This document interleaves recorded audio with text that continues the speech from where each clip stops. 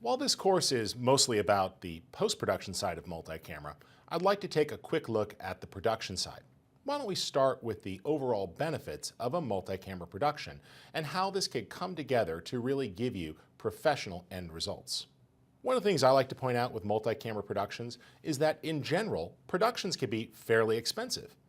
By having multiple cameras, you could really speed up the pace of production. Rather than having to do several different takes where you're constantly resetting the camera, zooming, recomposing, or expecting your actors or talent to deliver it perfect each time, you could simply capture that with multiple cameras.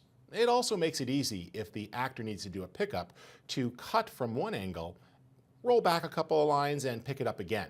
This could really speed up the pace of production and could save you a lot of money, particularly when it involves lots of crew, expensive locations, and perhaps numerous actors or talent. Another benefit is that multi-camera productions tend to lead to a bit more pre-planning because there's a lot of gear and a bit more complexity. What I find is that many people just wing it when it's a single camera production. They think about the production, but they don't fully think it through. But the complexity and the cost associated with booking extra crew and extra cameras tends to cause people to pause a bit more. This is good because it means that they're a bit more prepared for the shoot and they've thought through a lot of the angles as well as coverage strategies and have addressed things like sound and lighting, usually to a higher level in advance of the actual shoot. Another thing here is that the pre-production stage will help take the concept and put it on paper. This really makes it a bit more real. During the pre-production stage for a multi-camera project, I like to actually get down and dirty and draw out maps of where the cameras are going to go. I tend to do site surveys and really look at things, and if possible, I want to collaborate with the director of photography. A lot of times the editor can be involved in this stage too.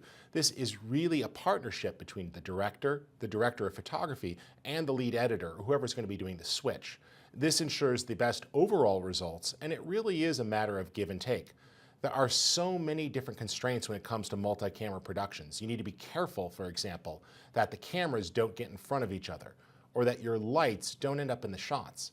As such, it just takes a bit more planning, and the good news is that this planning is a great opportunity for collaboration. By having a game plan in advance, including a schedule and a shot list, things just tend to work out better.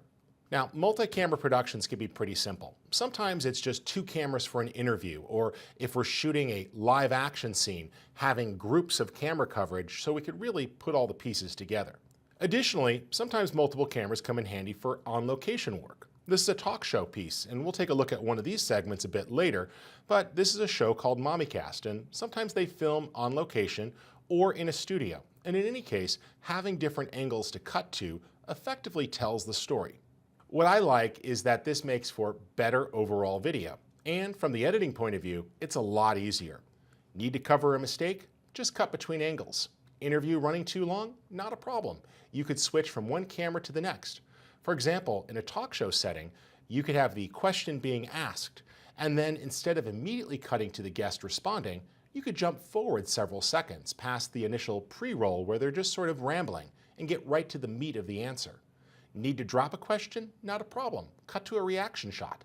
The good news is with multiple angles, it becomes much easier to edit, but the editing process does add some complexity. So while you gain in the end result, there are a few things you need to really pay attention to during the editing process, and we'll explore those more throughout this course.